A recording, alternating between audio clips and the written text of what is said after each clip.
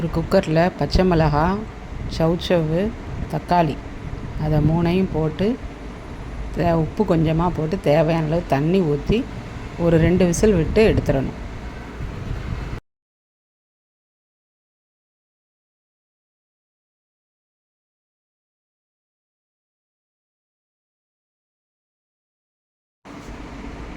இப்போ பாருங்கள், நல்லா வெந்துருச்சு. இது வெந்ததுக்கப்புறம் நான் கொஞ்சம் ஆறுனதுக்கப்புறம் இதுக்குள்ளே பொட்டுக்கடலை மட்டும் கொஞ்சமாக ஒரு 4 ஸ்பூன் போட்டுக்கலாம். பொட்டுக்கடலை போட்டு இந்த வேக வச்ச சௌசௌவு, பச்சை மிளகாய், தக்காளியையும் போட்டு நல்லா நைஸாக அரைச்சிடணும். நைஸாக அரைச்சி ஒரு பாத்திரத்தில் எண்ணெய் ஊற்றி கடுகு போட்டு நம்ம இந்த கருவேப்பிலை வேணால் போட்டுக்கலாம். இந்த அரைச்சி வச்ச இந்த சட்னியை ஊற்றி தண்ணி தேவையான அளவு ஊற்றி லேசாக சூடிடணும்.